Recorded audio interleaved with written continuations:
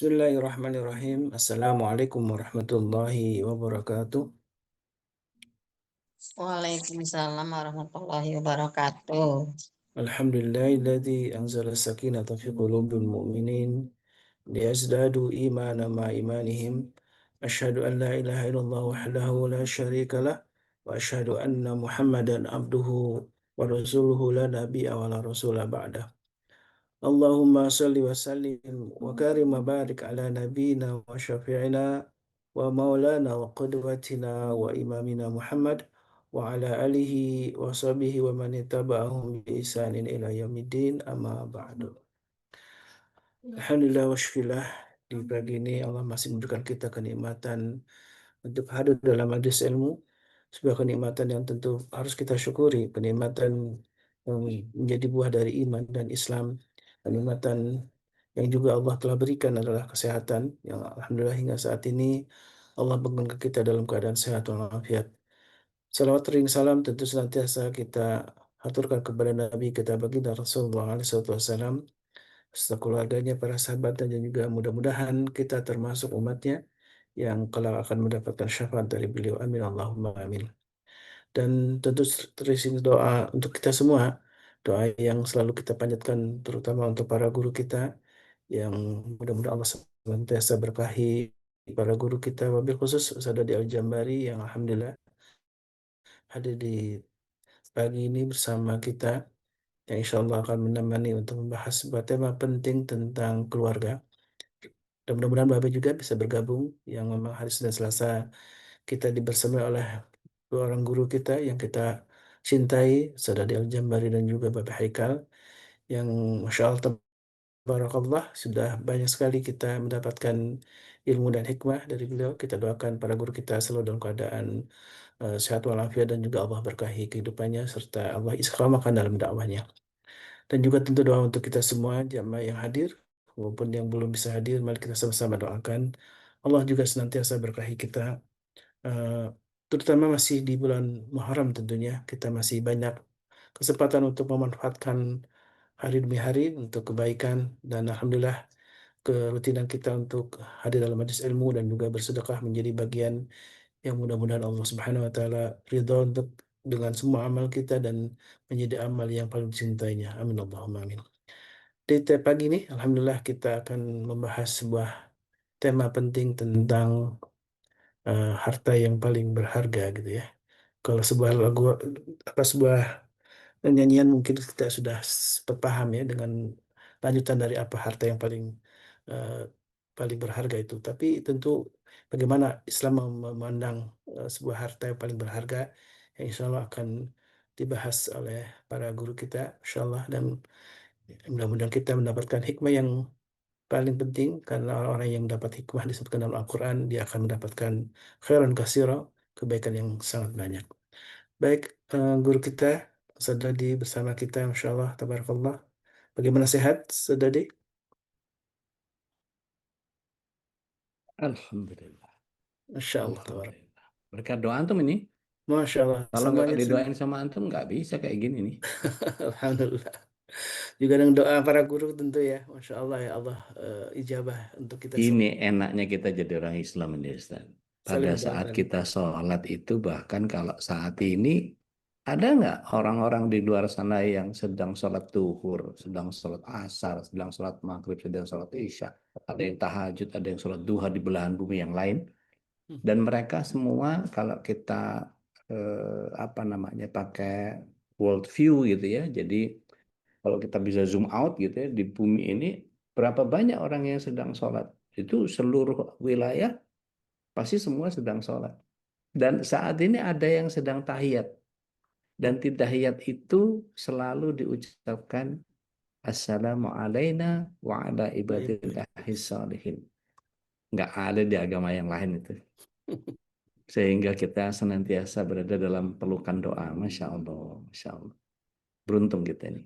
Makanya di antara Bapak Ibu kalau ada yang berniat untuk pindah agama, tolong batalin aja. Masya Allah. Tidak Karena ada yang ada, begitu, Alhamdulillah. karena ada keluarga kita yang kemudian ketika mereka berada di lingkungan yang salah, Saya lah nggak usah jauh-jauh deh. Katakan saya pernah sekolah di SMA Katolik. Karena lingkungannya Katolik, maka ya mau nggak mau jadi menikmati itu gitu.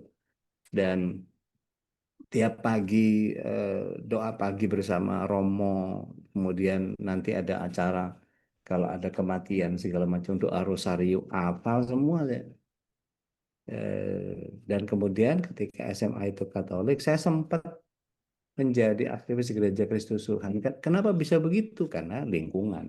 Al-insan ibnu Bia. Karena kita ada dibentuk sama Ya. lingkungan. Maka buat saudara-saudara kita yang di Eropa, di pokoknya tinggal di negeri-negeri yang tidak kondusif lah, itu perjuangannya menurut saya jauh lebih luar biasa. Karena Berat ya. qadar Allah wa masyafa'al, anu diminta untuk mengampu pembinaan saudara-saudara kita diaspora di sebagian Eropa. Jadi tiap pekan itu kami ngumpul lewat online, terus kita ngebahas mulai dari hal yang paling sederhana saja, praktek-praktek keseharian yang syirik kecil itu kayak apa, yang kemudian doanya ini itu apa semua. Ya sama lah seperti yang kita sedang sedang bahas, pernik-pernik dalam kehidupan ketika. Cuman mereka peliknya adalah ketika berada dalam situasi yang tidak menguntungkan, kadang-kadang ada persoalan-persoalan yang tidak bisa dipecahkan secara umum. Melainkan kalau misalnya maghribnya mereka jam 10 malam, Ustaz. Masya Allah. Tapi Nah, mereka luar sementara, biasa, berarti iya, pahalanya lebih besar saja iya. dibanding kita yang Sementara, sangat nyaman itu. oh Masya Allah, kita mah, aduh, kayak surga ini kita. Makanya kalau kita nggak getol ibadah dibanding sama mereka, itu kadang-kadang ada satu masa di dekat winter itu, yang kemudian antara maghrib, isya, subuh itu mepet. Cuma beda berapa menit gitu. Itu, waduh, makannya kapan tuh pas puasa gitu kan, makannya kapan, belum belum sempat makan udah mesti sholat habis itu nggak lama setelah itu subuh, waduh gitu. Sehingga siangnya jauh lebih panjang. Dan Lama ada ya. satu musim di mana nanti kalau kayak di Queensland, kayak di Selandia gitu ya, meskipun secara apa namanya demografis mereka eh, katanya gitu ya, katanya kayak di beberapa bagian di Rusia itu perempuan lebih banyak daripada laki-laki. Nah, ini sudah mulai masuk sunatullah nih buat Hmm. buat para eh, pria-pria gagah ini langsung tergiur, wah apa pindah ke sana aja ya, kabur aja dulu gitu ya, seolah-olah membentuk keluarga di sana nggak ada halangan ya, padahal susah sholat, susah masjid, susah wah segala macam. Jadi kalau kita ngebahas tentang pagi ini ide dari Babe untuk bicara tentang harta yang paling berharga, Masya Allah, luar biasa. Baik, sambil menunggu Babe, kita mulai dulu dari guru kita Taib, Saudara Del Jambari, Fadliatul Mashkur, Ustaz. taib, syukuran jazakumullahu khair, mata'alallah fi kulli itu ya Ustaz. Amin, amin. Bismillahirrahmanirrahim. Ala Rasulillah. Assalamualaikum warahmatullahi wabarakatuh. Waalaikumsalam Waalaikumsalam. warahmatullahi wabarakatuh. warahmatullahi wabarakatuh. Jamaah, oh jamaah. Curhat dong. Alhamdulillah. Alhamdulillah. Alhamdulillah. Alhamdulillah. Ala kulli hal, alhamdulillah. Alhamdulillahilladzi anzalna sakinata fi qulubil muslimin walladzi anzalna qur'ana fi qulubil mu'minin walladzi bi ni'matihi tatimmus shalihat. Alhamdulillah. Kullu alhamdulillah. Asyhadu an la ilaha illallah wahdahu la syarikalah wa asyhadu anna Muhammadan abduhu wa rasuluhu la nabi wa rasulullah ba'da. Allahumma shalli wa sallim wa barik ala nabiyina Muhammadin wa ala alihi wa sahbihi wa man wala wa la haula wa la quwwata illa billah amma ba'd. Bapak Ibu yang dirahmati Allah Subhanahu wa taala, tentu sebuah kesyukuran adalah sebuah keniscayaan. Ketika kita bicara tentang apapun yang Allah SWT hadirkan dalam kehidupan kita, nyaman nggak nyaman, enak nggak enak, kita suka nggak suka, eh, pahit manisnya hidup, ini adalah cara Allah mencintai kita. Dan seperti obrolan di awal tadi sebagai mukaddimah, kita ini terlalu nyaman dengan apa yang Allah SWT hadirkan. Sehingga kita menjadi kurang bersyukur terhadap apa yang Allah Tabaraka wa Ta'ala tebarkan di kehidupan kita. Salawat serta salam semoga senantiasa tercurah ke hadirat Rasulullah Sallallahu Alaihi Wasallam, berikut para keluarga, sahabat, dan para pecinta risalah dan syariat beliau hingga akhir zaman. Mudah-mudahan kita yang hadir pada kesempatan pagi hari ini bisa menjadi bagian dari golongan orang-orang yang mendapatkan syafaat beliau kelak di akhirat. Amin. Allahumma. Rabbal Saya, alamin. saya mulai dari doa-doa untuk para pengurus, para pembina, para asatidzah dan seluruh keluarga kita, baik yang menyimak maupun yang menyaksikan tayangan ulangnya nanti. Sekeluarga kita mudah-mudahan Allah SWT limpahkan tidak hanya hidayah, tetapi inayah, iradah, kudrah, dan terlebih maunahnya untuk kita bisa menjalankan keistiqomahan berislam ini sampai kita menjemput husnul khotimah, kelak dikumpulkan bersama keluarga di surga. Amin. Allahumma amin.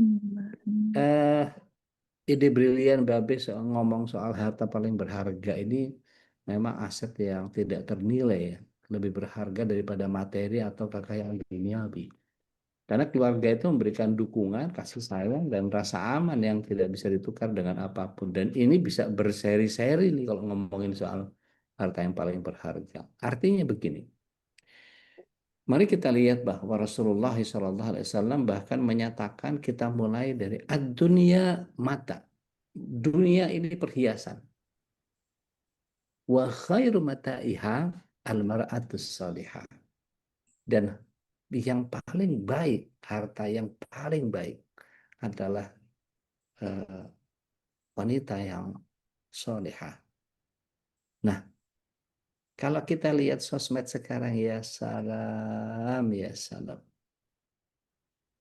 Banyak sih yang solehah, tapi tidak lama kemudian menjelma menjadi solehot. Dan para solehah ini tidak sedikit yang kemudian masih melakukan salahah. Jadi antara solehah dengan salahah ini menjadi bagian yang kemudian kita menjadi menormalisasi. Contoh, masih ada nggak di antara kita yang kemudian mengaku muslimah tapi masih pakai celana panjang? Wah, mulai deh, udah deh, mulai deh. Ekstrim Masih. banget sih. Ekstrim banget sih. Udah, salah ustadz ini kayaknya. Seolah-olah syariat itu punya saya. Masih banyak nggak di antara kita yang meremehkan nggak pakai kaos kaki? Masih. Iya, Rob. Ini bagian yang kemudian ketika kita tahu bahwa ini adalah bagian dari syariat, maka keberserahan kita kepada Allah, kepatuhan kita, ketaatan kita, yang kemudian membuat kita menjadi harus tunduk patuh kepada aturan yang Allah Ta'ala buat. Tentu bukan untuk menyulitkan kita, tetapi ini menjadi bagian yang apakah hanya para istri soleha yang dituntut untuk itu? Tidak. Para kepala keluarga lah yang menjadi kawam yang bertanggung jawab atas istrinya. Jadi kalau istrinya masih melakukan kesalahan-kesalahan, salah siapa? Salah laki ya lah. Mengapa dia ditakdirkan jadi laki-laki? Kan kalau perempuan selalu benar. Lihat aja di toilet-toilet tuh. Ladies to the right, men to the left. Because women is always right. Kan gitu. Jadi alhamdulillah tuh beberapa tayangan juga begitu. Alhamdulillah doa saya terkabul ya Allah. Berikan saya istri yang benar gitu. Dan alhamdulillah begitu kabul, benar istrinya benar. Dia salah terus, namanya juga laki-laki. Gitu kan. Itu selesai ngomong baru istrinya ngomong. Emang kenapa? Kalau aku benar emang kena tuh kan? Salah lagi kan aku kan? Gitu. Jadi ini bagian yang kemudian ada padanan yang kalau Allah SWT tadi menyatakan bahwa wa khairu mataiha almar'atu solehah gitu ya. Perempuan yang paling baik itu adalah yang solehah gitu ya. Berarti apa ada PR untuk kita kemudian masuk ke dalam sebuah pemahaman tentang bagaimana kita memahami bahwa yang namanya kesolehan itu mahal. Mari kita refer kepada hadis Rasulullah SAW tatkala beliau Isra Mi'raj. aku melihat banyak wanita di apa namanya di neraka dan banyak orang miskin di surga. Berarti yang hati-hati apa? Para wanita kaya. Menghitung kekayaan atau mengukur kekayaan seseorang itu polanya bagaimana, Ustadz? Baik, kalau hari ini kita masih punya makanan di kulkas untuk sepekan kemudian, telur baru belanja karena tanggal muda, gitu ya. Di rak kita masih punya simpanan ini itu apa segala macam. Beras sekarung sudah ada di rice dispenser gitu ya. Kemudian bahan-bahan daging masih ada di freezer dan seterusnya. Sayur-sayur masih ada di box pagesnya dan seterusnya. Itu berarti kita masih masuk orang orang kaya. Orang miskin itu yang seperti apa? Orang miskin itu adalah orang yang hari ini ke depan 3 hari nggak tahu lagi mesti makan apa. Sementara orang fakir adalah hari ini nggak tahu makan apa. Nah, kalau orang kaya hari ini mau makan apa? Atau tepatnya lagi lebih kaya lagi, hari ini kita makan di mana? Nah, sayangnya memang kemudian kadang-kadang tidak seiring yang namanya nyari pasangan itu sebuah kesulitan yang sangat luar biasa. Jadi kalau nyari pasangan, mungkin buat yang masih jomblo nih, masih jomblo visabilillah, eh, membentuk keluarga itu kan harus kita mulai dari bab iman dulu ya. Jadi kalau kemudian para wanita mencari suami, kalau mencari suami yang keren dari sisi penampilan, biasanya dia ngeremehin orang. Kalau dia mapan, sudah sangat kaya, biasanya bosi.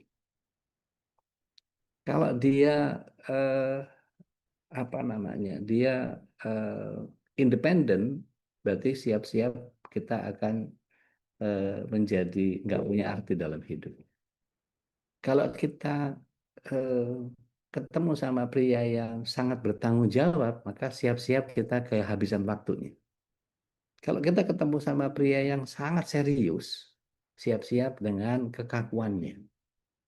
Kalau kita ketemu atau mencari seorang laki-laki yang banyak bercanda, gitu, pastikan eh, dia biasanya rezekinya nggak banyak-banyak amat. Karena sebetulnya jokes yang dia buat itu untuk menghibur diri supaya hidupnya nggak terlalu pahit, gitu ya.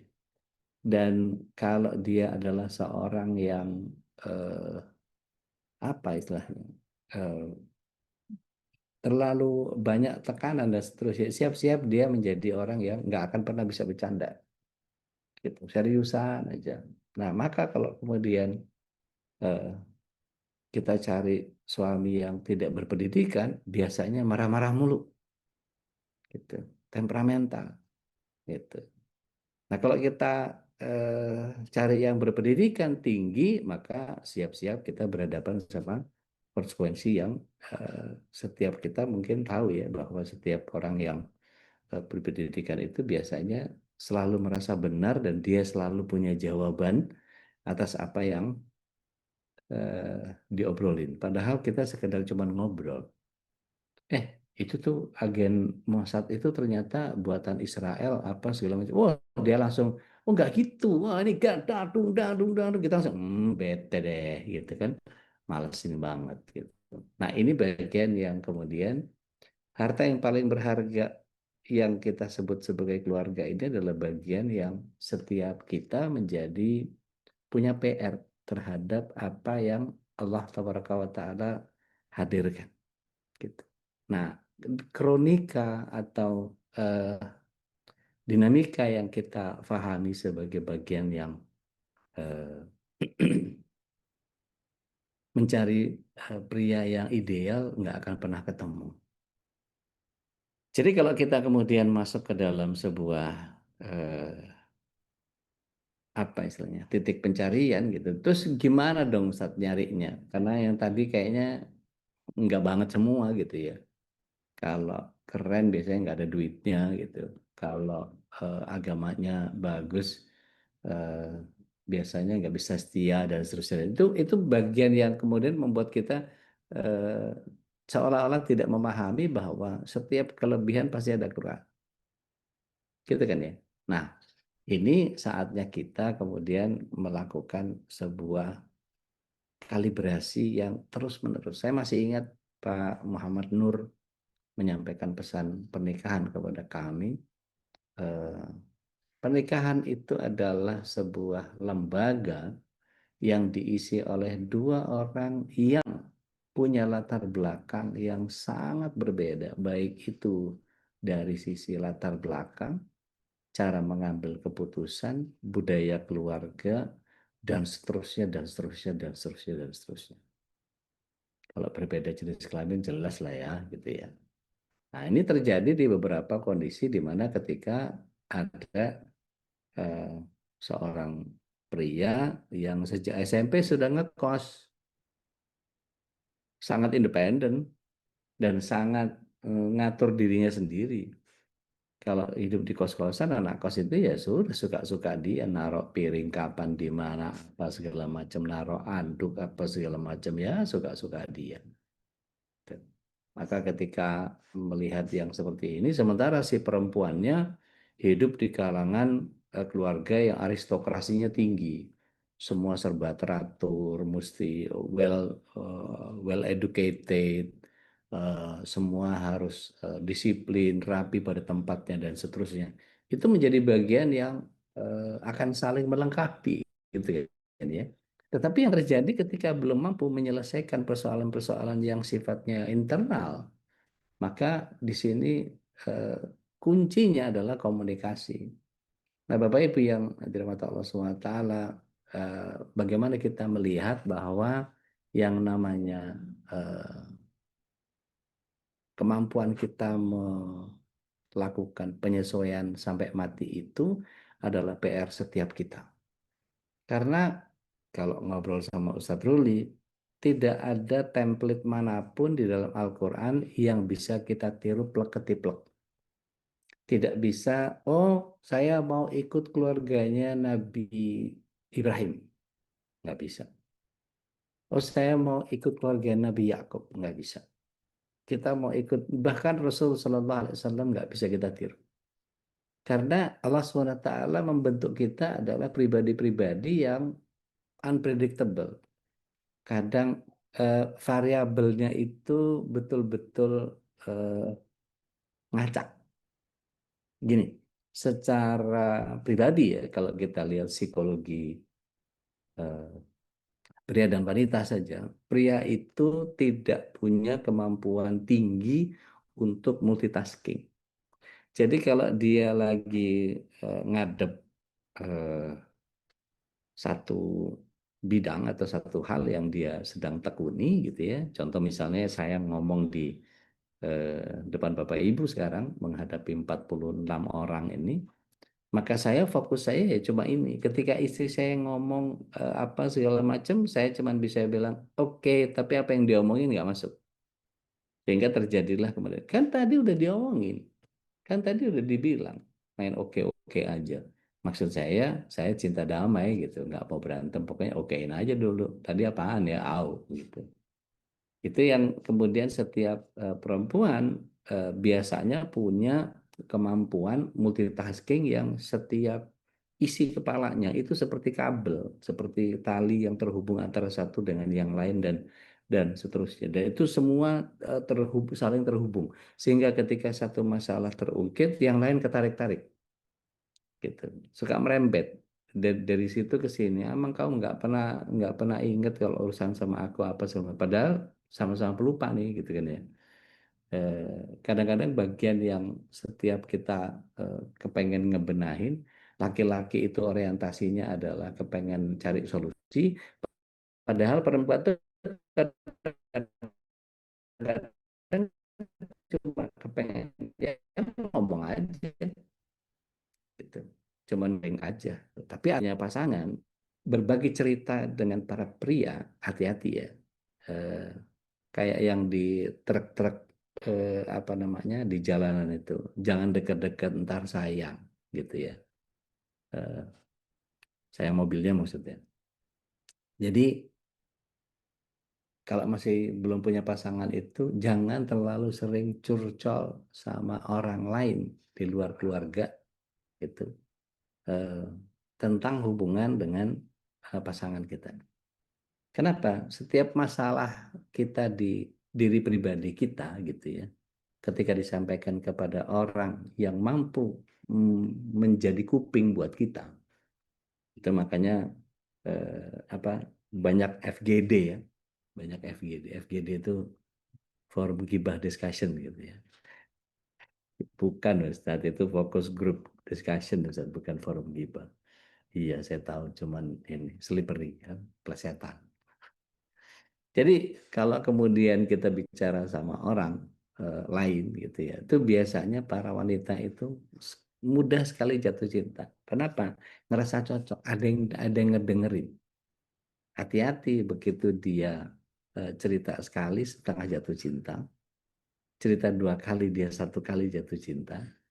Begitu cerita yang berkali-kali maka dia meletakkan cintanya kepada orang yang mau jadi kuping. Sementara apa? Itu tadi suaminya nggak mau denger dia. Gitu. Dan ini PR buat kita. Ada yang raise hand, saya ya. Oh tadi gini-gini jadi ketangkap sebagai raise hand.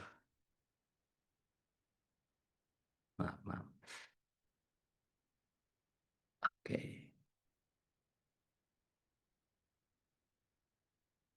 Keluar dulu deh, biar nggak ganggu. Oke. Nah, Bapak Ibu yang dirahmati Allah SWT, mari kita lihat bahwa kalau wanita kemudian dia kaya, maka hati-hati karena tadi Rasulullah SAW bilang kalau perempuan itu lebih banyak di neraka. Kenapa? Nah, ini yang jadi persoalan. Kenapa? Banyak wanita yang tidak bersyukur terhadap suaminya. Jadi kepengennya nuntut lebih.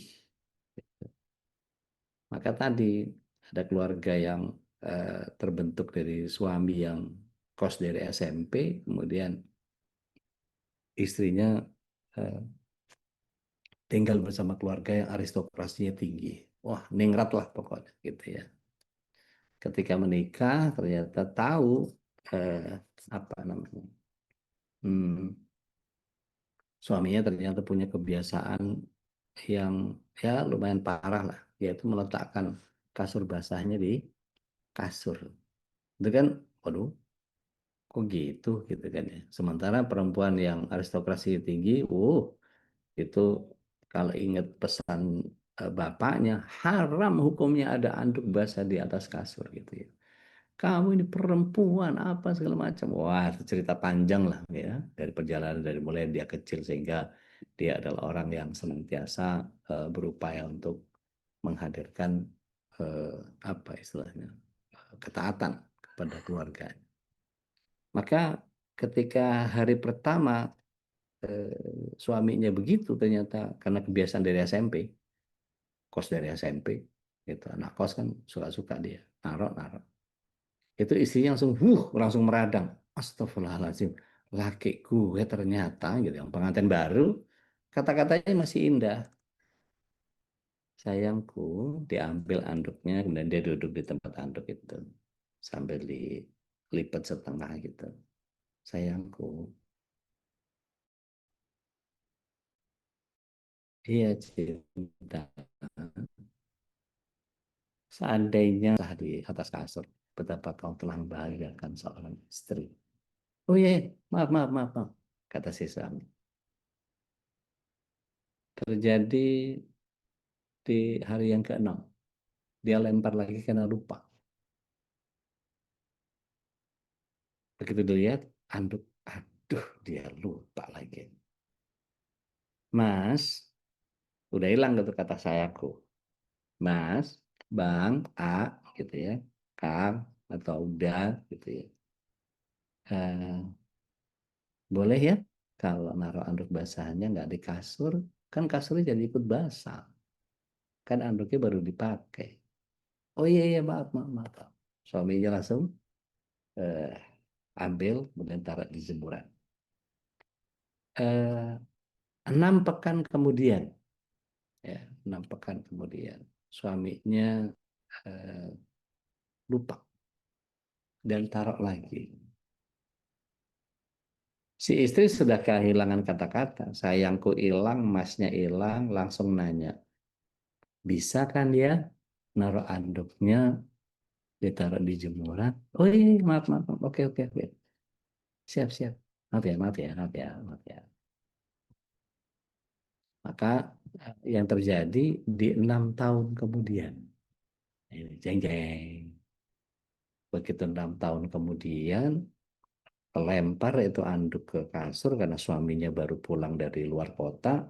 Dia taruh di situ. Karena secara naluri anak dari SMP kos itu kan ya emang udah biasa begitu gitu.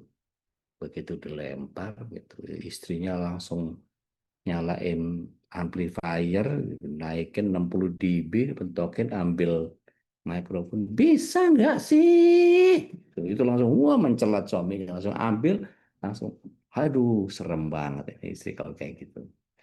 Padahal kalau suaminya bisa nuntun istrinya hari pertama itu, hari pertama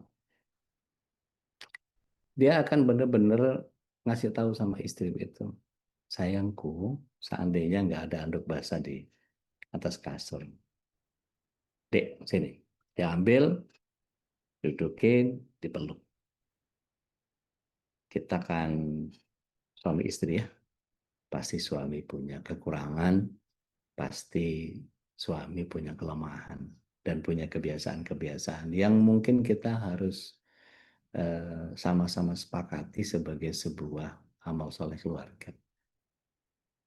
Suami istrinya yang kayaknya gue yang sebel, kenapa gue yang diceramahin gitu dalam hati.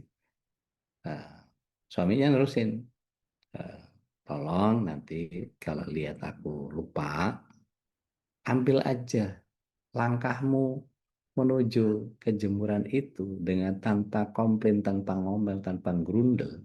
Itu akan menyebabkan kamu bisa dapat langkah kanan itu mengangkat derajatmu di mata Allah, kaki kiri itu menghapus dosamu.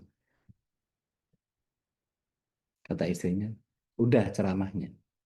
Lah, wong cuma ngasih tahu loh, Dek. Ya sini, katanya.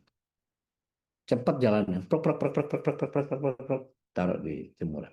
Gitu banget, Bini. Itu. Besoknya, hari ketujuh. Kalau tadi hari ke-6, ya, ini hari ketujuh. Hari ketujuh, dia duduk di pinggiran kasur, dia nungguin suaminya, ya, dia nungguin suaminya, selesai mandi, pasti dilempar ke kasur. Dia tungguin tuh, kayak kiper anduk tuh. Begitu kadang ceklek kretek kriek gitu, begitu lempar anduknya tep pak pak pak pak pak pak pak pak pak, dia jalan ke jemuran gitu. Wih, dahsyat ini paham dia. Hari ke-8 dihitung, begitu kerucuk kerucuk kerucuk kerucuk kerucuk kerucuk, showernya masih nyala, kerucuk kerucuk kerucuk kerucuk, tep dia hitung tuh sampai 15 detik, 20 detik. Lah kemarin 15 detik tuh keluar, ini kok 20 detik, 25 detik, 30 detik kok nggak keluar. Mulai bingung dia, udah duduk di kasur, di pojokan kasur, udah nungguin kelempar anduk. Ternyata suaminya keluar, sudah rapi pakai uh, baju dalam, gitu ya, pakai celana pendek sama kaos singlet. Dia sampir anduknya di tangan kirinya, terus dia melenggang di depan istrinya. Emang cuman kamu aja yang punya amal, saya juga punya amal. Masya Allah, indahnya keluarga kalau kemudian saling punya pengertian tentang amal soleh itu bisa didapat dari permasalahan-permasalahan yang ada. Nah, saya nggak tahu berapa sering kita berhadapan dengan kondisi-kondisi seperti itu sehingga tatkala kita berhadapan sama permasalahan-permasalahan yang kecil tapi luar biasa. Kalau kita memang mau membawa keluarga kita ke surga, maka kita harus memulai dari diri kita sendiri kan ya. Andalan saya suratnya surat 66 ayat 6. A'udzubillahi minasyaitonir rajim, qu anfusakum wa ahlikum nar. Jadi jaga dirimu sendiri dulu baru keluarga. Nah, ini yang sering saya sampaikan bahwa filosofi kita itu kadang karena pengaruh sosmed, pengaruh lingkungan, pengaruh macam-macam lah yang bisa membentuk kepribadian kita. Itu kemudian ada banyak persoalan-persoalan yang kadang-kadang luput dari pengamatan kita bahwa ternyata ada hal yang sebetulnya bisa kita bicarakan, ada hal yang bisa kita cari eh, converting problems into the good deeds gitu ya. Jadi kalau melihat masalah itu selalu melihat, oh ini ada amal saya di situ. Kalau kita mampu menghadirkan itu, berarti tidak ada lagi berantakannya kamar karena nggak nyaman dan seterusnya. Nggak ada lagi kelemahan suami yang jorok apa segala, nggak ada lagi. Karena ini adalah amal saya. Inilah adalah amal yang insya Allah jadi bagian bagaimana kita memperkuat diri kita dengan apa hadirnya em, begitu banyak persoalan. Nah, ini yang perlu kita kemudian selalu senantiasa eh, coba untuk kita berusaha sefleksibel mungkin bermain di antara kelemahan-kelemahan pasangan, kelemahan anak, dan seterusnya. Ada eh, sebuah eh, adegan yang sangat luar biasa. Saya dapat kisah ini dari Bu Suksma yang kadang-kadang suka suka ikut juga sama sama kita kajiannya. Saya nggak tahu beliau eh, ada nggak pagi ini, oh nggak ada rupanya, belum belum gabung. Nah itu saya dapat kisah dari beliau itu tentang seorang perempuan yang stres, dia depresi, kemudian dia sebelum hilang kewarasannya, maka kemudian dia eh, mendatangi eh, psikolog. Setelah ke psikiater dikasih obat penenang, dia nggak suka sama obat. Maka dia datang ke psikolog, dia ngobrol, dia cerita bahwa saya di rumah itu seperti sendiri, suami saya eh, jorok, usil, iseng, nggak pernah bantuin saya. Terus anak-anak kita laki 3, wah kebayang tuh, gitu ya. Kalau punya anak laki 3 itu di rumah, kayak apa? Terus eh, saya ini senangnya rapi-rapi, gardening, apa kalau waktu kosong itu saya rapihin semua apa semacam. Tapi di rumah itu selalu berantakan dan nggak pernah bisa benar. Maka cerita panjang lebar tuh si ibu nih. Sampai kemudian si psikolognya nunggu dia selesai, oke, selesai, oke, udah. Begini Bu, ini bisanya kita ini ketemu di 2 titik. Titik yang pertama adalah ibu suruh suami ngekos aja dekat kantor, kemudian anak-anak taruh di tempat om sama tantenya atau tinggal sama neneknya.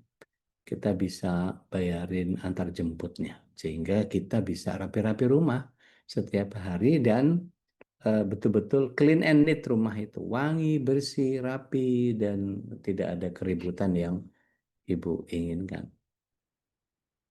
Yang enggak gitu, saya kan kepengen keluarga juga. Nah itu kan baru titik pertama saya bilang. Titik yang kedua, ibu berusaha untuk menjadikan bahwa ada begitu banyak amal, karena psikolognya ini muslim, ada begitu banyak amal soleh yang kita bisa dapatkan dengan punya keluarga yang seperti itu. Izinkan saya mengulas apa yang ibu bayangkan. Jadi kalau tadi ibu eh, masuk rumah pagar kebuka gitu. Bayangin kalau ibu datang dari pasar bawa tentengan, nggak perlu ibu turunkan barang dulu, baru kemudian buka pagar, baru masuk, ngunci lagi. Toh itu cuman sekedar eh, apa pagar yang kalau didorong pakai pinggul juga kebuka dan kita bisa apa nendang pakai kaki untuk nutup lagi. Tapi ibu terlalu perfeksionis untuk menjadikan selalu senantiasa digrendel dan diselot gitu. Begitu masuk ke uh, pintu depan, ibu lihat ada pot yang bergeser karena anak naruh sepedanya ngabur, kadang-kadang suami naruh motornya ngabur, sehingga kadang-kadang tanaman yang ibu suka gardening itu jadi tumpah, kesenggol tanpa perhatian mereka, nggak mau ini segala macam, rumputnya keinjek apa segala macam dan seterusnya gitu ya. Itu membuat ibu kesal dan seterusnya. Eh, Pintu depan nggak dikunci gitu ya, kebuka. Padahal kalau ada kucing masuk gimana dan seterusnya gitu ya. Padahal sebetulnya eh, bayangkan ketika ibu masuk, eh, ibu bilang Assalamualaikum, maka seluruh isi rumah menyambut ibu. Waalaikumsalam warahmatullahi wabarakatuh. Anak ibu yang paling kecil akan menyatakan, Ma Atang, Ma Atang, Ma Atang. Mama datang. Kata Bunda Atang gitu. Atau apalah ya. Kemudian kita dengan terbiasa bawa makanan kesukaan anak-anak, rebutan itu. Kita lihat tadi ibu bilang bahwa piring di rumah itu nggak pernah ada yang bersih. Pulang ke rumah selalu ada aja yang berantakan. Ibu tahu nggak kenapa suaminya senang nonton TV, dengerin TV tapi baca koran? Itu. Sebetulnya si suami ini sedang mengajarkan kepada anaknya bahwa kalau sama ibunya mau bikin roti, dibikinin sama mamahnya. Tapi kalau sama suami, dari sofa tempat dengerin TV itu, nyetel TV, dengerin berita, tapi sambil baca koran, bapaknya bisa langsung bilang, itu mau roti, ambil piring di itu di rak ketiga itu. Nah, ambil, taruh di meja, pakai kursi, naik. Iya, ambil rotinya, dah, ambil menteganya, bukan di situ, yang itu. Nah, ambil pisau yang bulat, bukan yang tajam itu pisau daging. Iya, oke, yuk taruh situ. Dah, mau pakai susu atau mau pakai gula? Nah, kebayangkan ya kalau anak kecil disuruh memprepare sesuatu dan pasti berantakannya kayak apa. Nah, si suami ingin mengajarkan kepada anak untuk kemudian si anak bisa mandiri. Gitu. Persoalan-persoalan kecil itu bisa bikin anak itu sukses. Terus tidak lama kemudian begitu ini kakaknya gitu, begitu masuk ke kamarnya pasti ada kaos kaki di sana, sepatu bola di situ, bola basket di situ, apalah skateboardnya di situ, mainan ini panah-panahan apa segala macam, centang perenang nggak karuan. Maka sebetulnya eh, si ayahnya ini cuma ngasih tahu sama anaknya, kamu udah mandi belum? Mandi. Sebelum main, mandi.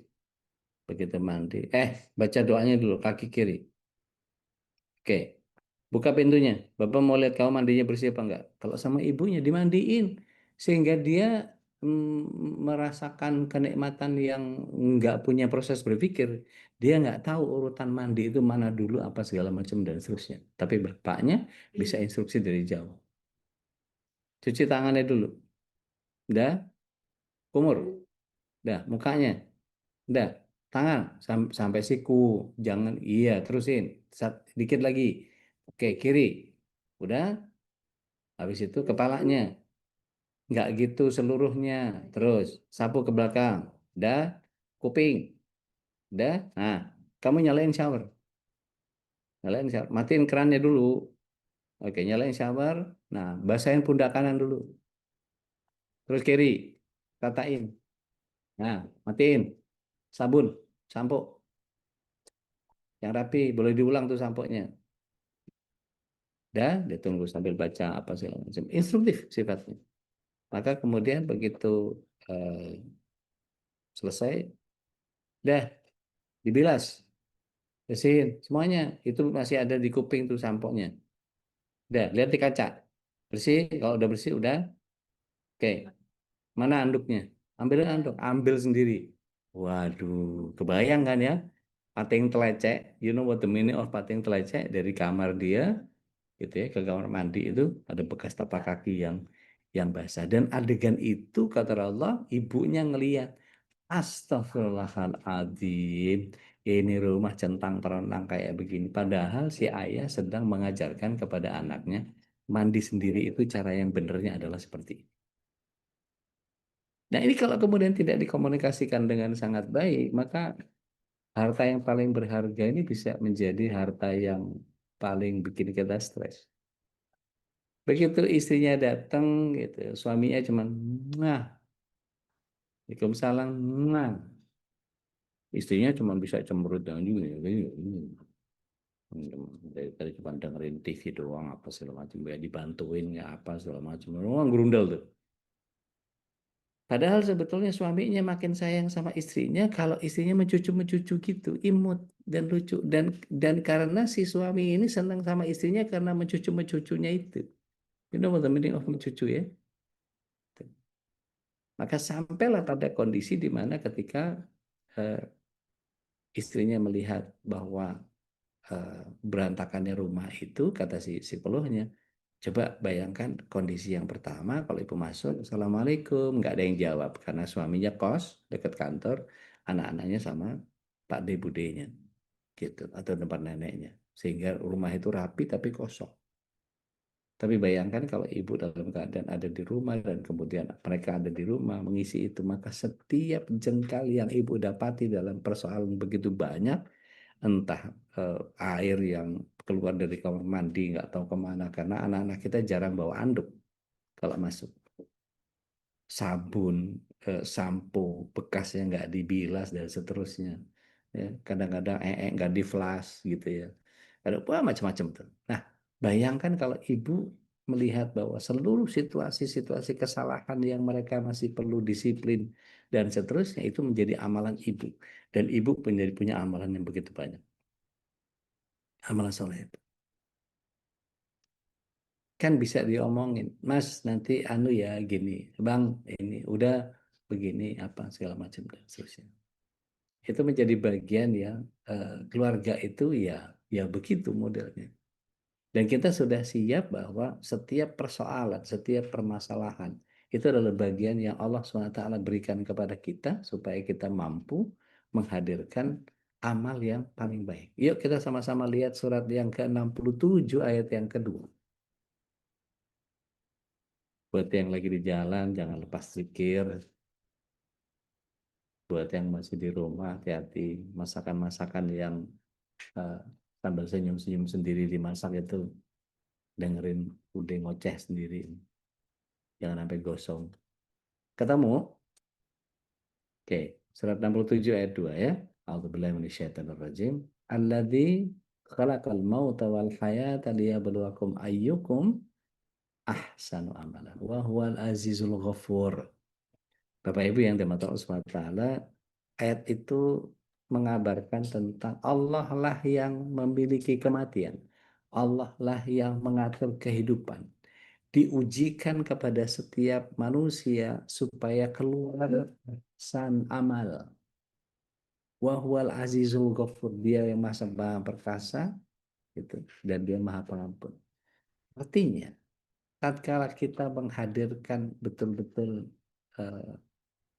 kemampuan kita menghadapi semua itu, baik buruknya kehidupan kita. Beberapa ulama menyampaikan bahwa khalaqal mauta wal hayat, mati dan hidupnya seseorang itu seperti tamsil atau permisalan atau perumpamaan terhadap intensitas kita. Ada yang dimatikan, diturunkan, ada yang dihidupkan, dinaikkan. Kalau kita melihat bahwa tanaman yang mati itu pasti turun, layu dan turun, gitu ya. Manusia mati pasti turun ke tanah. Kalau sesuatu yang tumbuh berkembang itu menjadi tinggi. Kalau kita taruh kecamba, apa namanya, datangnya dari kacang hijau yang dikasih air, yang dikasih kapas, di hari yang kesekian dia numbuhnya ke atas, gitu ya. Ini yang kemudian bisa masuk ke dalam sebuah pemahaman bahwa naik turunnya kehidupan kita, intensitas kita, mungkin intensitas ekonomi, mungkin intensitas romantisme, mungkin intensitas komunikasi, mungkin intensitas apa saja. yang kemudian Allah atur sedemikian rupa, diombang-ambingkan hidup kita. Ini kemudian yang kita harus munculkan sebagai sebuah ujian kepada kita. Apa yang harus kita munculkan? Ahsan amal. Maka menjadi ajaib kata Rasulullah SAW, ajaban fi amri mu'min. Menakjubkan urusan orang beriman. Ketika dia diberikan nikmat, dia bisa bersyukur, syukurnya jadi kebaikan. Dan ketika dia diberikan musibah, musibahnya dia sabari, sabarnya jadi kebaikan. Tidak akan pernah muncul kesabaran dan kesyukuran kata Rasulullah SAW kecuali pada orang yang beriman. Ini kemudian menjadi bagian yang, oh ini tuh cara Allah SWT untuk memberikan ujian kepada kita. Bahkan ada ayat, saya lupa di surat berapa, ayat berapa, bahwa anak itu dan harta adalah ujian, ada fitnah. Gitu. Ya, ambalukum wa auladukum fitnah. Itu menjadi bagian yang kemudian kita, oh begini tuh. Jadi mudah-mudahan dari apa yang saya sampaikan di bagian pengantar ini menjadi pemahaman yang cukup untuk kita, sehingga kita melihat bahwa oh iya ya, seandainya saja saya bisa melihat seluruh persoalan di dalam kehidupan ini adalah amal soleh saya. Ketika terjadi prahara saya sadari, ketika ada kenikmatan saya syukuri. Maka bagian yang sangat membahagiakan adalah ketika kita mampu mencerna, oh ini nggak boleh dikedepankan versi hawa nafsu kita sendiri. Wallahu a'lam. So, mudah-mudahan jadi perenungan buat kita pagi ini bahwa harta yang paling berharga yang kemudian kita harus jadikan asap menuju ke akhirat. Kecuali memang cuman mau hidup di dunia doang, nggak sampai ke akhirat. Kan nggak gitu ya. Kita kepengen kita bisa kumpul bersama dengan keluarga di surga. Saatnya berbagi rahmat. Wallahu a'lam bishawab. Saya kembalikan dulu ke Ustaz Khalis Bakri. Fayatafatul masykur Ustaz. Baik, alhamdulillah. Masya Allah ya, terinspirasi sekali dengan kisah-kisah tadi yang disampaikan oleh Ude, dan ini nampaknya memang jadi kehidupan sehari-hari kita ya. Dan saya yakin itu pun dialami mungkin oleh banyak keluarga ya, tentang perbedaan cara kehidupan, cara kebiasaan. Dan karena terlahir dari keluarga yang berbeda dan kebiasaan yang berbeda, tentu tidak mungkin disamakan hanya dalam seketika ketika sudah menikah gitu ya. Apalagi anak-anak kita, tentu mereka membutuhkan satu teladan atau role model yang terbaik dari kedua orang tuanya, dan bagaimana mengkomunikasikan ini semua menjadi sangat hal penting untuk membangun sebuah keluarga sebagai sebuah aset paling berharga di, tidak hanya di dunia, tentu ini adalah menjadi kelak, akhirat kelak menjadi aset yang akan kita nikmati, karena keluarga disebutkan juga dalam berbagai firman Allah. Kita akan kembali berjumpa dengan suami atau istri kita, dengan anak-anak kita, tentu ketika mereka sama-sama beriman. Baik, saatnya kita untuk berbagi rahmat. Eh, Bisa jadi bertanya atau mungkin juga ingin melakukan testimoni terhadap apa yang sudah dialami oleh keluarga kita. Nah, di sini tidak Sharing aja nggak ada yang pertanyaan. silakan. Baik, Bu Siti Nurjana, silakan, Bu Is. Ya, Assalamualaikum warahmatullahi wabarakatuh. Waalaikumsalam Bapak warahmatullahi Ibu. wabarakatuh. Udah mang, Wis? Alhamdulillah. Masya Mas Allah. sakit habis cabut gigi udah. Oh, Masya Allah. Gak apa-apa. Itu pengguguran dosa itu. Amin, amin. Udah mau sharing aja terkait Mangga. yang tadi handuk basah dari suami itu ya. Kalau saya udah suami saya itu mau makannya di kamar.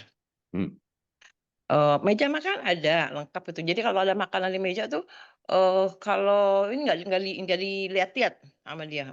Maunya tuh dianterin ke kamar gitu ya, kemudian, piring, sendok, segala macam pokoknya lengkap buat makan di kamar.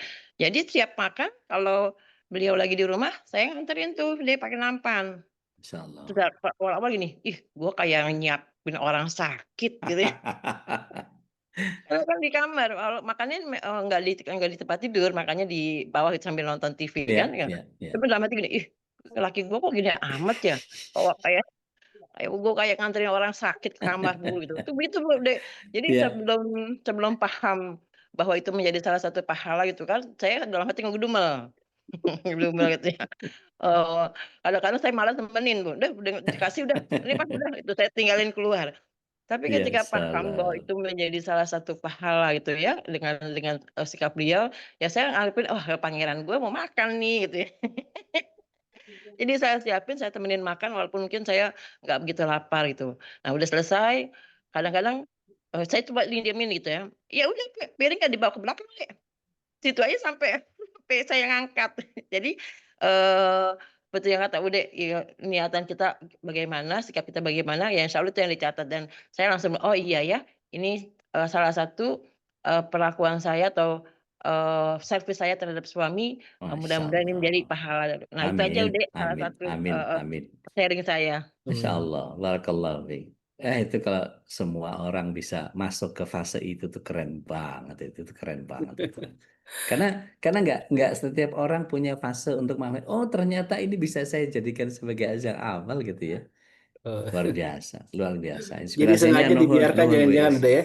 Iya. Jadi suami itu membiarkan sengaja tidak diangkut, tidak dibersihkan untuk Terlepas membuka dari ruang. malesnya ya, terlepas dari malesnya Iya. atau dia mau cari nyaman sendiri, tapi itulah cara Allah memberikan kita kepada pasangan yang dalam tanda kutip resek begitu gitu.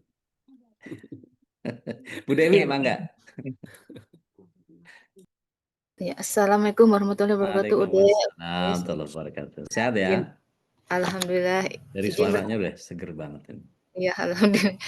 Izin bertanya, Ude. Ya, Ini sebetulnya bukan pertanyaan saya, tapi dari titipan.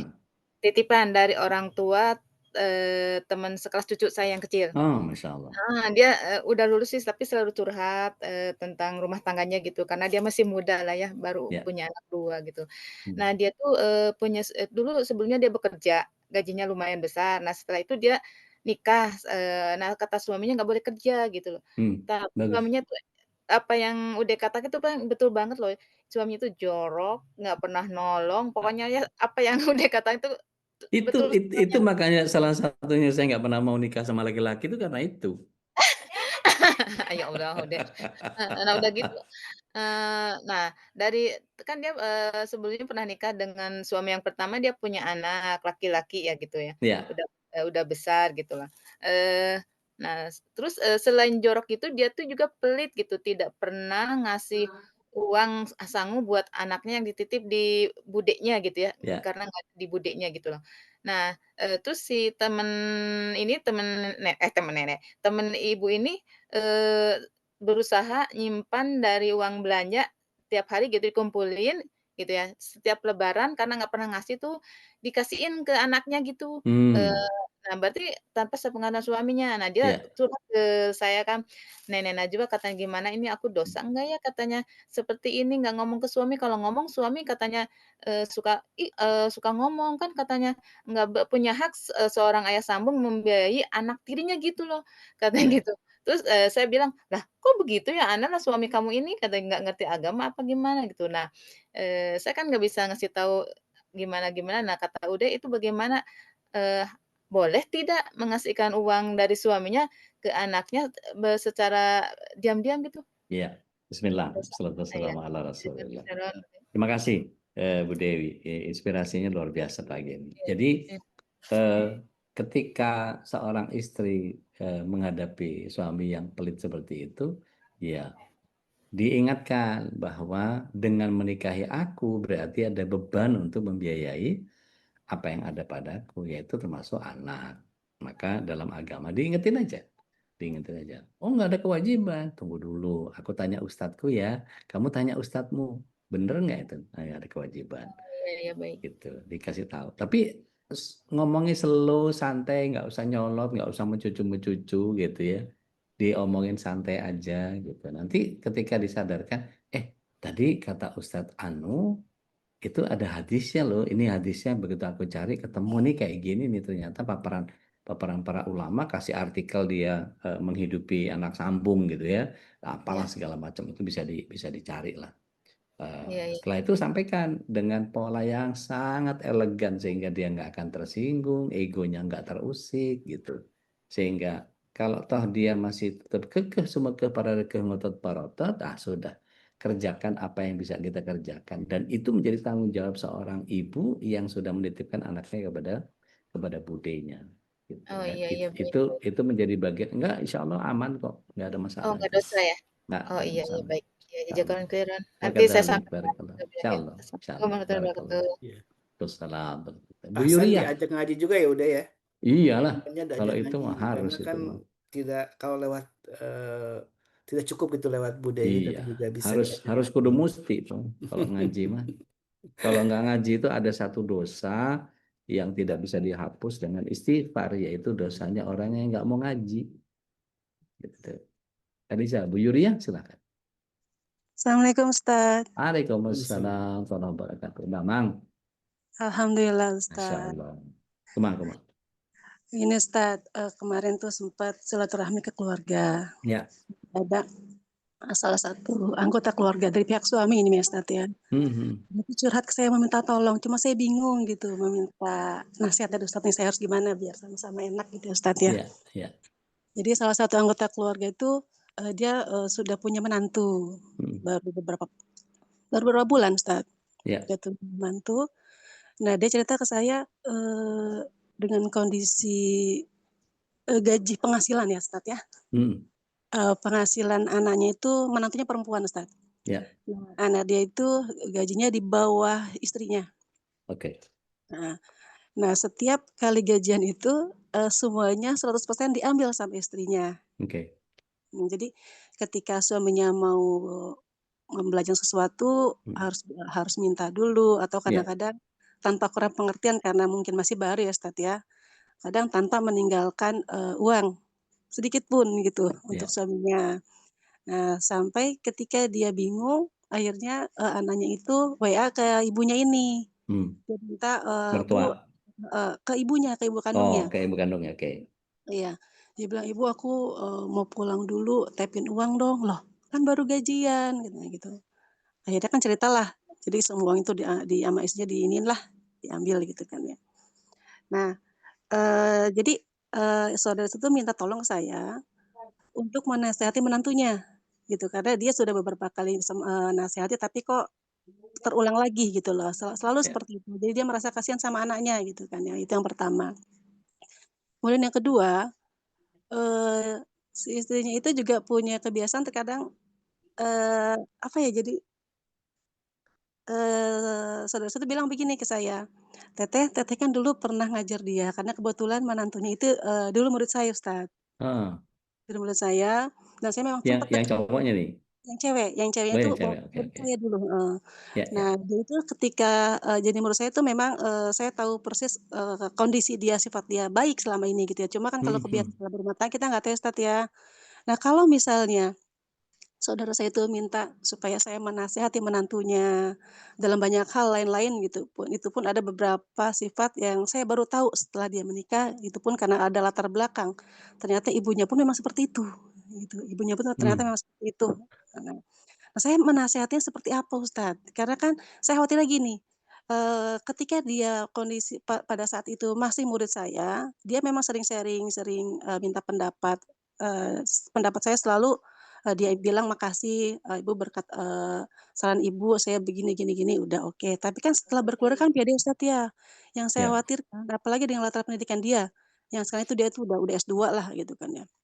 Udah S2, saya khawatirnya nasihat yang saya sampaikan, itu persepsi dia seolah saya ikut campur kembali. Kalau dulu kan ketika dia punya masalah dia cerita ke saya sampaikan pendapat saya, solusinya. Tapi kalau setelah berkeluarga kan beda ya Ustaz ya. Nah, saya gimana nih Ustaz nih, memposisikan saya untuk menasihati dia gitu. Baik. Syukran Ustaz. Afwan. Bismillah. Salatu wassalamu ala Rasulillah. Karena Muslim itu saling menasehati, saling mengingatkan dalam kebaikan dan kesabaran. Bermasalah nggak kalau kira-kira guru kita nge-share tentang artikel-artikel yang mengingatkan kita kepada kebaikan? Enggak Ustaz. Oke. Dan kalau itu tiba-tiba bertepatan dengan permasalahan yang ada di kita, kira-kira orang tersinggung nggak? Kayaknya kesinggung Ustaz. Itulah tujuan dakwah, membuat orang tersinggung. Jadi dakwah ini memang menyinggung. Makanya dari pagi saya soal ngomong soal kaos kaki, soal celana panjang yang dipakai sama para para perempuan. Itu mendakwah. Kalau misalnya dari tersinggung, salah ustadz nih kayaknya. Enggak, syariatnya yang bilang gitu. Saya ada satu komunitas di Jakarta Selatan, saya nggak perlu sebut wilayahnya. Itu begitu saya ngomong soal kaos kaki, makan minum pakai tangan kanan, kita mesti lakukan ini, itu, apa, segala macam. Itu banyak yang nyinyirin saya. Sampai kemudian saya terkenal dengan Ustadz kaos kaki. Ngaji sama Ude sekarang pakai kaos kaki ya, jangan lupa. Jadi dikenal sebagai Ustadz tangan kanan, Ustadz kaos kaki. Begitu ada yang nggak mau ngaji lagi sama saya karena sakit hati, seolah-olah saya pengen masuk surga sendiri, dia ngaji sama yang lain. Begitu juga Ustadznya. Ngomongin kaos kaki, ngomongin aurat, ngomongin celana panjang. Dia ngaji sama Ustadz yang lain, sama aja. Lah, ini bukan syariat Ustadz Dodi, ini ternyata syariat Islam yang mengatur begitu. Maka dia kembali ke pengajian saya dan kemudian minta maaf. Maaf ya Ude, saya tuh tadi tersinggung sama Ude soalnya gini, gini, gini. Kayaknya salah Ustadz gitu.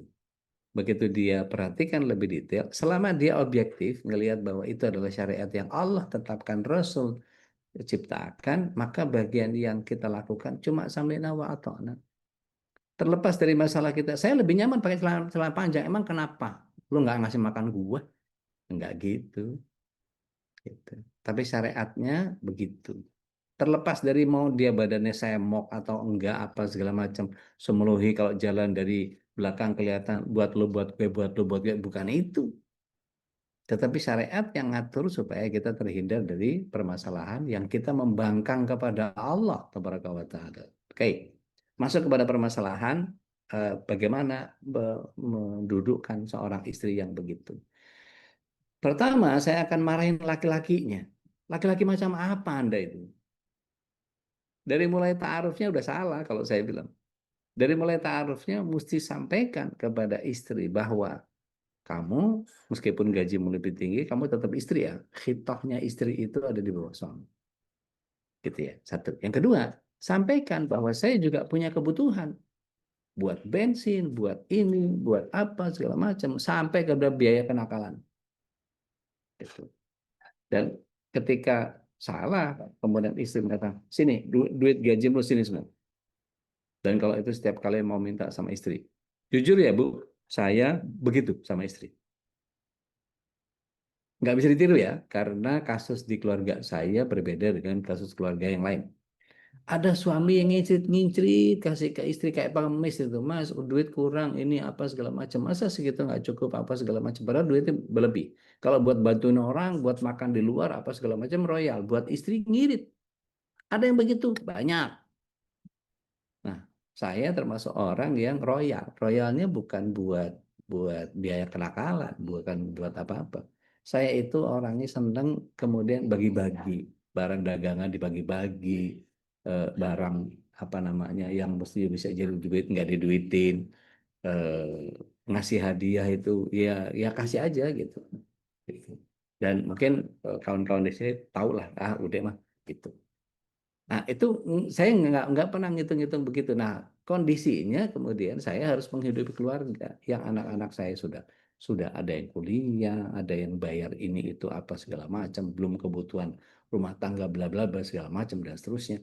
Itu bagian yang kemudian ketika saya mendapatkan itu, kadang-kadang ada satu dua pihak yang kemudian saya kasihnya bukan rekening saya, rekening istri. Tanya ke Unianti itu. Nggak pernah saya menikmati itu. Udah buat istri aja. Sehingga dia tahu bahwa lakinya tiap ngoceh pagi, oh ternyata ada mukafaah.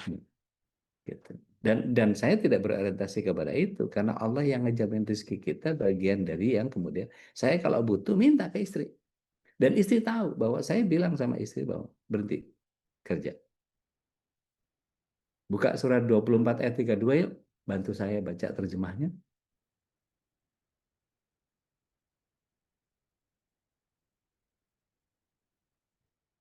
Ada yang udah ketemu silakan.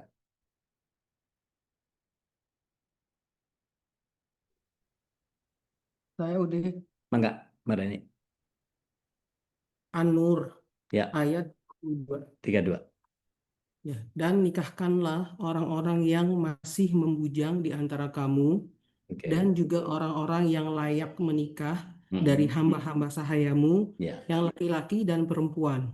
oke. Jika mereka miskin, Jika mereka miskin, Allah akan memberi kemampuan kepada mereka dengan Allah karunia akan memberi kemampuan kepada mereka dengan karunia-Nya. Lanjut. dan Allah maha luas pemberiannya. Allah maha mengetahui. Masya Allah. Syukran. Barakallahu fiik. Mbak Reni bacain tadi materi ya, kemudian saya jadikan sebagai ayat undangan pernikahan saya. Karena ketika itu saya miskin dan saya yakin ada Allah. Dan apa yang terjadi ketika awal-awal saya yang punya duit, saya yang pegang duit, waduh itu berantakan, yang kurang ini, kurang itu, apa segala macam. Saya bilang, ah, udahlah kamu aja yang pegang deh. Nanti apa kebutuhan aku minta aja. Itu bener-bener kayak ngemis kadang-kadang ya. Kalau sama istri itu kalau udah kepegang sama dia, oh udah. Buat apa segala macam, ini itu. Wah panjang ceritanya. Wah, begitu nggak make sense, buat dia nggak ngasih. Lu kok gitu kan ya, awal-awal. Tapi makin makin ke sini udah makin paham. Aku butuh buat ini, buat ini, buat ini.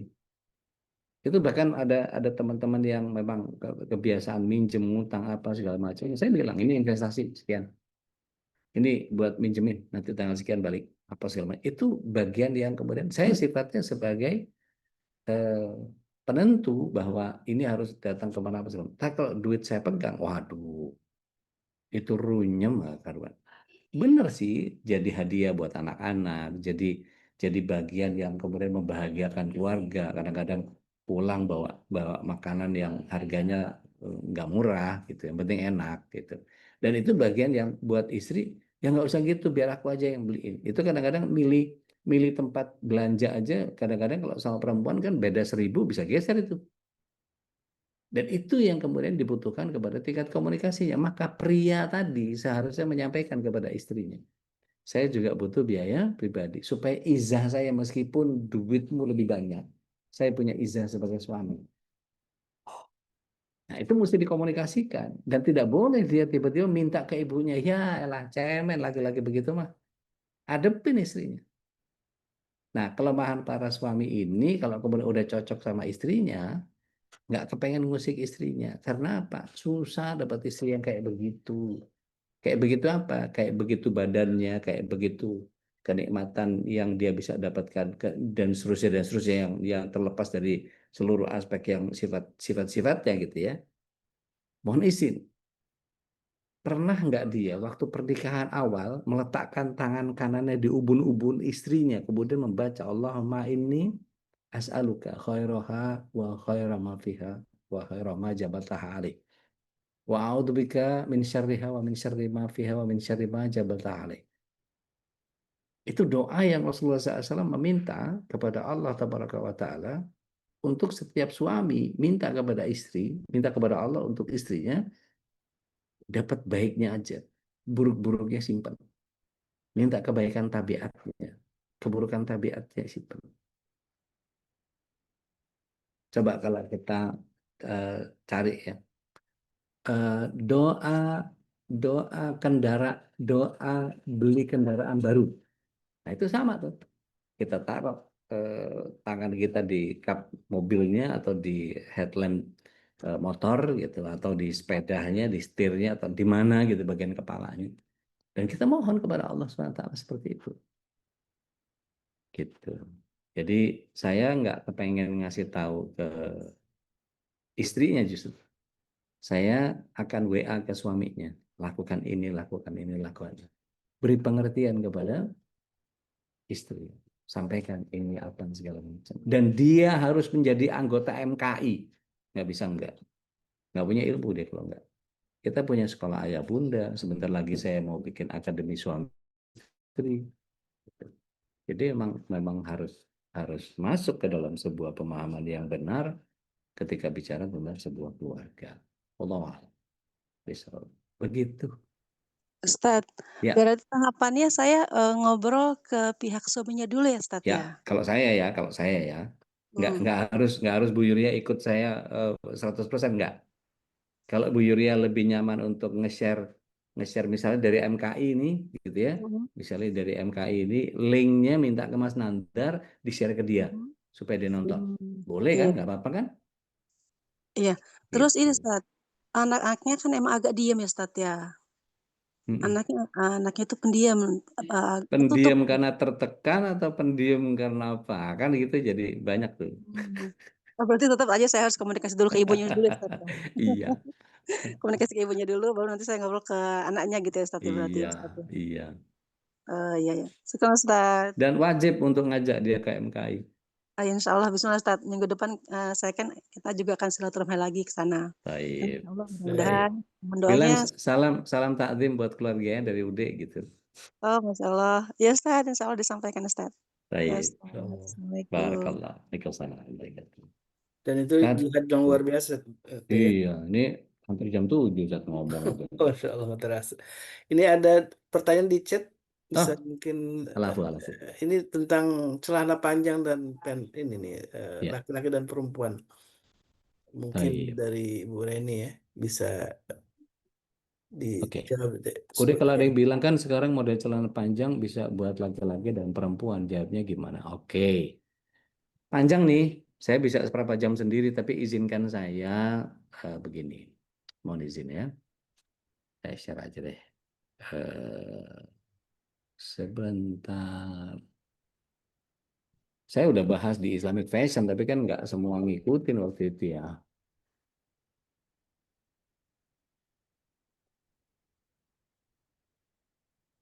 Ya, ini kalau nggak salah.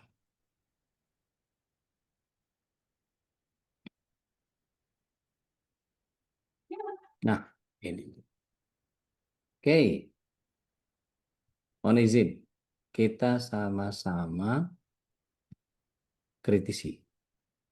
Yuk, kira-kira kalau kita lihat nih,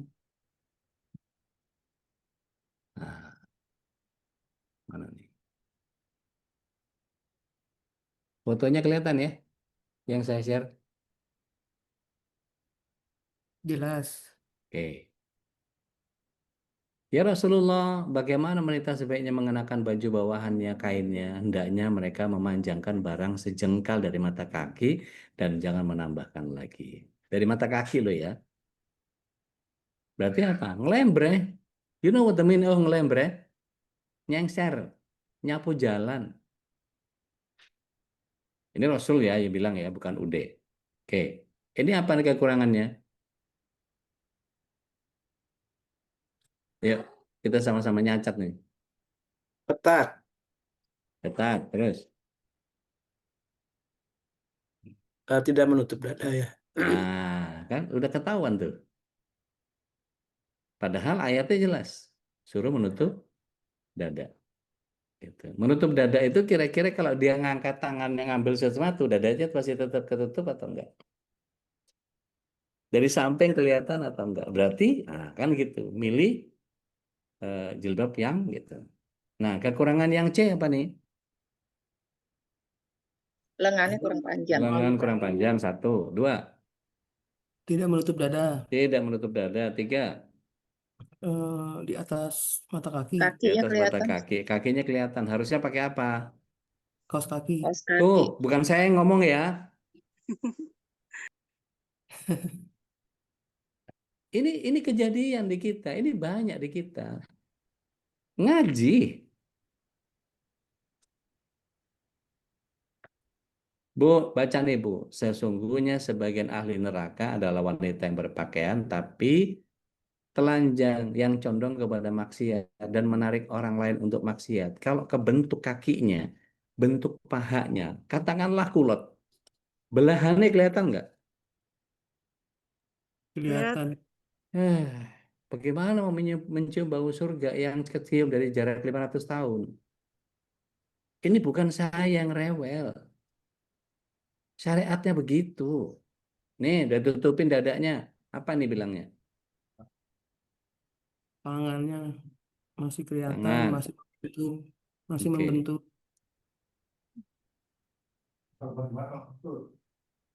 Kita pakai kaos kaki. Rok yang dipakai terbelah di depan. Barang siapa yang memakai pakaian yang mencolok mata, maka Allah memberikan pakaian kehinaan di hari akhirat. Pilih yang mana? Mau keren di dunia tapi hina di akhirat? Terserah ente. Saya mah cuma ngingetin doang. Mau ngerubah hati silahkan. Cari yang nyaman-nyaman aja. Ganti ustadz silahkan. Cari yang nggak terlalu ketat banget sama syariat. Ketawa aja saya mah. Nih,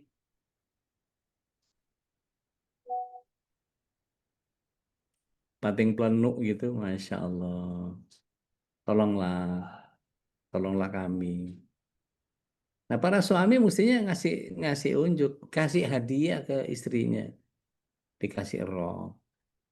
Oke, let's say pakai celana boleh nggak Ustaz? Nih caranya pakai celana kayak gini? Enggak lah. Hendaknya kamu minjamkan dia baju yang panjang dan longgar. Panjang dan longgar. Al-A'raf 31 jelas ya.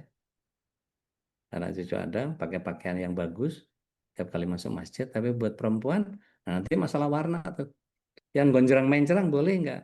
Hindari. Pakai yang gelap-gelap aja. Supaya pating pelenuknya nggak nerawang. Nih, pakai celana boleh, tapi gitu, dikasih tunik. You know what the meaning of tunik? Baju di bawah lutut. Meja Boleh panjang. pakai kulot, boleh silahkan. Tapi pakai kaos kaki jangan ditinggal.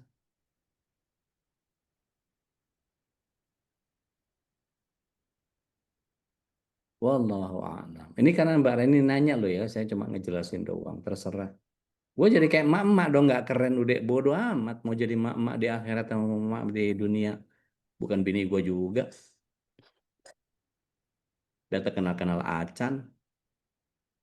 Sebereteing saya mah nyampein doang gitu. Udah mulai deh datang juteknya. Kalau kulot gimana udah? La ilaha illallah, kulot itu celana. Kelihatan belahannya pasti. Minimal belahan pantatnya. Kalau pakai pakai kulot, pakai tunik boleh. Tuniknya ngamanin. Tapi tetap pakai kaos kaki. Gitu. Nih, di capture nih, share sama orangnya nih. Para suami, tolong dibacain nih. Banyak ya di antara kita yang kemudian ketemu sama tuh, yang ketemu yang begini nih. Ada nggak? Banyak. Kalau ada yang berkenan, saya share di grup, saya share nih. Gitu. Kan lebih dari 4 jam kan jadinya kan? Iya, insya Allah. Aku ya. Masya Allah, ini sangat bermanfaat ya jamaah. Dan jazakallah khairan udah yang sudah nanti mau-share. Maka dalik. Kalau memang dakwah itu harus menyinggung ya sudah ya. Iya, harus Orang tersinggung. yang sudah tidak Kalau enggak nggak tersinggung nanti berubah dia. alhamdulillah gitu. Nggak berubah dia.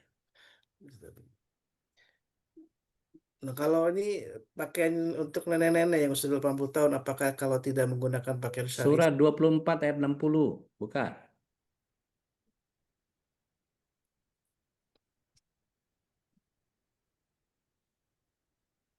Udah. Enggak. Surat 24 ayat 60. Ya. Auzubillahiminasyaitonirrajim. Dan para perempuan tua yang telah berhenti dari haid dan mengandung, yang tidak ingin menikah lagi, maka tidak ada dosa menanggalkan pakaian luar mereka dengan tidak bermaksud menampakkan perhiasan. Tetapi memelihara kehormatan adalah lebih baik bagi mereka. Allah Maha Mendengar, Maha Mengetahui. Shadaqallahul-Adzim. Dan saya ngomong loh ya. Itu Allah. Bapak Ibu ingat nggak? Ada Allahyarham Ustazah Lutfiah Sungkar.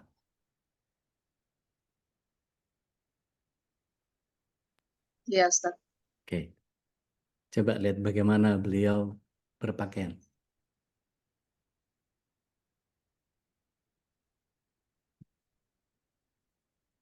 Tertutup.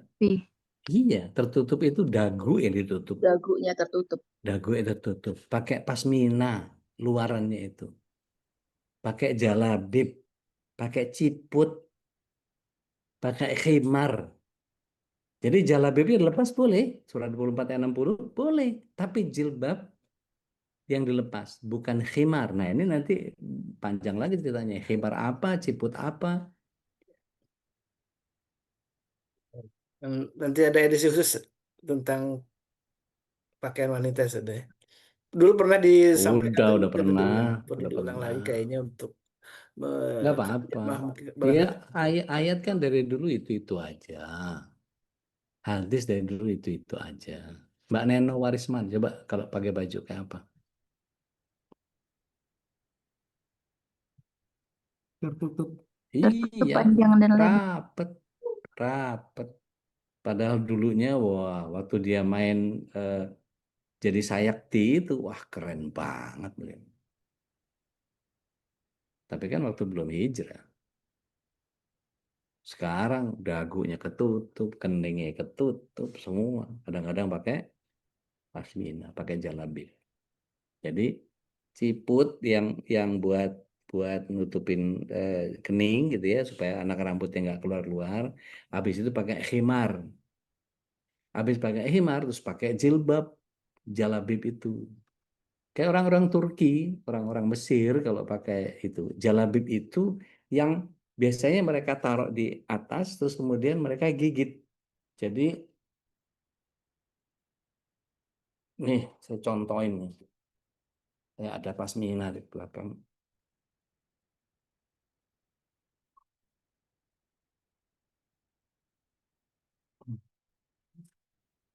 Dasar sapi ya. Kalau ada sapi kok ada ayam ya. Ya makanya kita. Ya boleh. Kalau anak-anak pernah minta sapi kan? Jadi kan minta sapi kan? Coba lihat di grup. Saya ada nih, ada sapi ya. Nih gini nih Bu, mohon izin ya. Kalau orang-orang Mesir, orang-orang Turki yang perempuan itu ditutupin begini, jadi udah pakai hijab nih, pakai hijab nih ceritanya, pakai hijab, terus kemudian dia pakai khimar, terus pakai jalabib. Nah jalabibnya itu biasanya kalau yang pernah umroh itu mereka pakainya begini, digigit.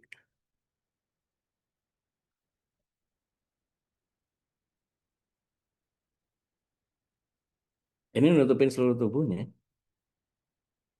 Ini boleh dilepas, kata surah 24 ayat 60 tadi. Tapi jilbab yang dilepas, bukan khimar. Coba Bapak Ibu cari, khimar itu yang mana? Khimar itu kita anggap sebagai jilbab yang kita sebut sekarang. Gue jadi kayak mama dong.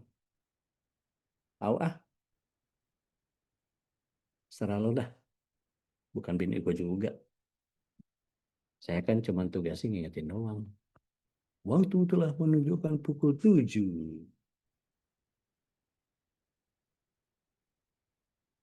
Biasa capek juga ngomong.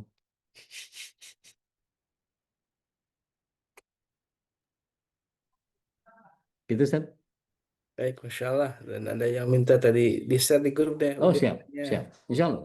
Insya Allah ya. Dan mudah-mudahan jadi panduan untuk kita Insya bagaimana Allah. cara berpakaian sesuai dengan syariat ya. Dan ini bukan kata Ude, ini kata Rasulullah SAW. Itu Ya, menjadi satu patokan ya. Jadi udah hanya menyampaikan apa yang sudah disabdakan oleh Rasulullah SAW dan juga difirman oleh Allah dalam Al-Quran Karim. Dan ini menjadi kewajiban kita untuk juga menyampaikan untuk keluarga kita, istri dan anak-anak kita. Dan kalau perempuan juga menyampaikan ke saudara perempuannya yang lain dan anak-anak perempuannya juga harus tetap diberikan panduan ya. Karena inilah sesungguhnya yang menjadi harta yang tak ternilai tadi. Harta yang paling bahagia adalah ketika keluarga berada dalam panduan syariat dan mudah-mudahan Allah Subhanahu wa taala mengumpulkan kita semua bersama keluarga kita di surganya Allah ya, Subhanahu wa taala. ya. Tentu kita saling mengingatkan menjadi kebaikan untuk kita semua. Dan alhamdulillah syukurlah di pagi ini kita mendapat satu nasihat penting untuk memperbaiki diri kita dari guru kita Ustaz dari Al Jambari Dan Sapi mari kan. kita juga sama-sama untuk Tapi kan. menjadikan ini misi kita ya, untuk juga menyampaikan ke keluarga kita. Sekali lagi jazakallah khairan katsira untuk yang Wakadar, sudah barakallah. mendampingi kita, dan juga jamaah semuanya yang sudah hadir dan juga sudah rutin berinfak fisabilillah, mendukung kegiatan dakwah kami. Mudah-mudahan kami para pengurus dan juga seluruh kru yang terlibat dalam program ini menjadi orang-orang yang istiqamah, karena ini menjadi kebaikan untuk kita semua. Dan mari sama-sama kita saling mendukung untuk kebaikan, karena tentu dakwah yang ditopang dengan ta'awun, saling mendukung, menjadi bagian amal-amal yang menurut Allah Subhanahu wa taala ridho dengan kita. Baik, mari kita tutup dengan doa kafaratul majlis. Subhanakallahumma wa bihamdika asyhadu an la ilaha illa anta astaghfiruka wa atubu ilaik. Alaikum hadana wa iyyakum. Assalamu alaikum warahmatullahi wabarakatuh. Waalaikumsalam warahmatullahi Waalaikumsalam wabarakatuh. wabarakatuh. Ustaz Holis. اللهم ارحمنا بالقرآن واجعله لنا إماما ونورا وهدى ورحمة.